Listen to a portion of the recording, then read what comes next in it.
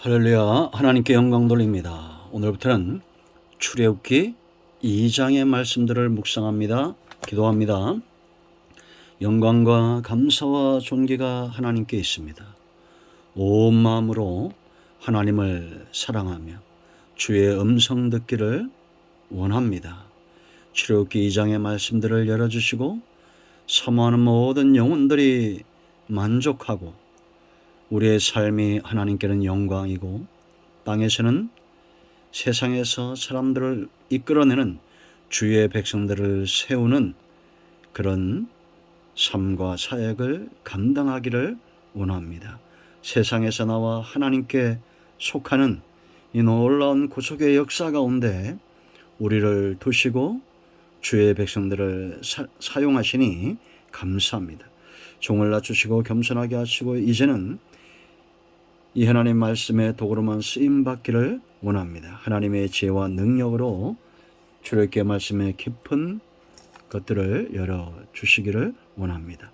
예수님의 이름으로 사모하며 기도합니다. 아멘. 자, 여러분 2장 전체를 묵상하시길 원합니다. 오늘은 1절부터 4절 말씀까지 한번 읽겠습니다. 레이 가족 중 한 사람이 가서 레이 여자에게 장가들어 그 여자가 임신하여 아들을 낳으니 그가 잘생긴 것을 보고 석 달 동안 그를 숨겼으나 더 숨길 수 없게 되매 그를 위하여 갈대 상자를 가져다가 역청과 나무진으로 칠하고 그 아이를 거기 담아 나일 강가 갈대 사이에 두고 그의 누이가 어떻게 되는지 알려고 멀리 섰더니. 아멘. 우리가 출애굽기를 여러 번 들으신 분들은 이 장에 아주 드라마틱한 그런 내용들을 우리가 영화를 보듯이, 영화에도 이 부분이 잘 나와 있죠. 성경을 배경으로 한 모세에 관한 영화를 보면 이 부분을 아주 재미있게 잘 다루고 있습니다. 모세가 경건한 레위 집안에서 태어나죠. 그리고 그 당시엔 어떤 상태였습니까? 바로가 남자아이들을 죽일 때입니다.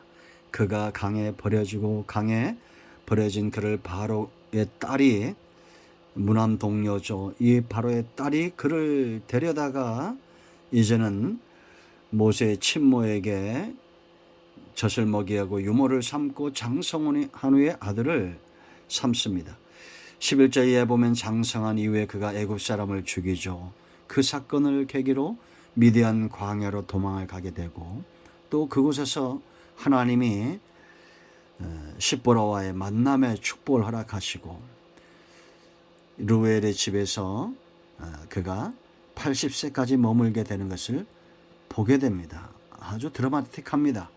근데 여러분, 우리가 여기 핵심은 모세의 생애뿐 아니라 모든 인생의 생애에서 하나님의 섭리가 굉장히 중요하다는 겁니다.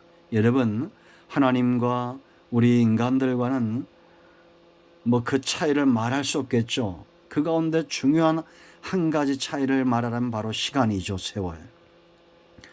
사람은 시간에 제약이 있습니다. 세월에 제약이 있죠. 그러나 하나님은 그 능력의 다함도 없고 세월, 시간의 제약을 받지 않습니다. 시간의 제약을 받지 않죠. 여러분, 이스라엘 백성들이 430년 동안 고난을 당합니다. 고통 가운데 부르짖을 때 하나님은 그때서야 모세를 준비시킵니다. 인간은 시간의 제약을 받기 때문에 왜 하나님이 이렇게 더디에 응답하시는가 생각해서 하나님이 없다고 주장하는 자들도 있습니다.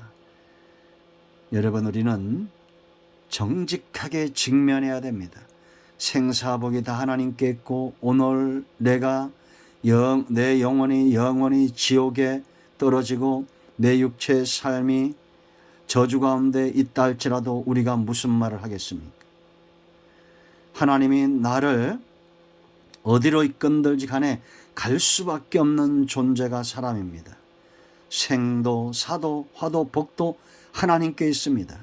시간의 제약을 받는 한계가 분명한 인간이 어떤 소리를 치고 어떤 권리를 주장한다고 해서 과연 그것이 우리 삶 가운데 어떤 의미가 있겠습니까? 우리가 이걸 모르기 때문에 하나님 앞에, 전능하신 하나님 앞에서 우리의 능력과 시간과 우리의 어떤 가진 것들에 대한 안타까움들을 말하는 겁니다. 우리가 할 수 있는 것은 하나님의 일하심에 대한 기다림과 감사합니다. 이것은 무능한 것이 아닙니다. 그렇다면 우리가 하나님의 섭리가 어떻게 일어나고 있는지 잘 봐야 됩니다. 여러분, 하나님은 레위 지파에 모세를 오게 하죠. 레위 지파가 어떤 지파였습니까? 창세기 49장 5절로 7절 말씀 보면 잔해하는 기계 그의 아들, 그의 아버지 야곱에 의해서 저주를 받았던 아들 아닙니까? 그런 아들의 집안에서, 그 지파에서 모세를 태어나게 하시는 분이 하나님입니다. 그런가 하면 그가 3개월 이 집안에서 태어나고 있다가 어디로 갑니까? 바로의 궁으로 가죠. 바로는 당시 어떤 자였습니까? 이스라엘의 남아를 다 죽이려고 하는 그런 자였습니다. 그런 자의 그늘에서 거기서 40세까지 살아납니다.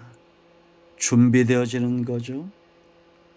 성경학자들은 모세가 지도자로서 세상에서 가장 강대한 나라에서 교육받도록 하나님이 그렇게 인도하셨다는 거예요. 그러나 여러분, 중요한 것은 하나님이 그를 그렇게 인도하고 있다는 거지, 우리가 그와 같은 상황이 오지 않는다고 해서 하나님의 인도하심도 없는 겁니까? 아니다라는 겁니다. 우리가 있는 환경, 우리가 만나는 사람 모든 속에 하나님은 일하신다, 이렇게 보시면 돼요. 그리고 그가 광야로 갔을 때 어디로 갑니까? 미디안 제사장 16절 말씀 보세요. 미디안 제사장입니다. 이 사람은 하나님을 섬기는 제사장이 아니에요. 다른 그 당시에 민족들이, 백성들이 섬겼던 허다한 신들 가운데 하나죠. 쉽게 말하면 우상을 섬기는 집안이다라는 겁니다. 제가 잘 아는 목사님도 불교 절간에서 교육받고 신학교를 다니신 분이 있더라고요. 여러분, 하나님은 참 놀랍지 않습니까? 우리가 이러한 것들을, 미디안 르웨를 좋게 평가하고, 이 사람은 하나님을 두려워하고 하나님을 잘 섬기고, 그렇게 성경을 풀어가면 안 됩니다. 하나님은, 중요한 것은 하나님은 모세를 준비시키기 위해서 그를 광야에 두셨다라는 겁니다. 경건한 가정에서, 바로의 궁에서, 광야에서 그를 연단하시고 하나님이 이제 그를 사용하셨을 때가 되었을 때 그의 모습이 22절에 나옵니다. 그가 아들을 낳음에 모세가 그의 이름을 뭐라 했어요? 게르솜이라 하여 이르되 내가 타국에서 나그네가 되었다라고 말합니다. 이런 중심의 고백이 이제 하나님께 쓰임받고 하나님께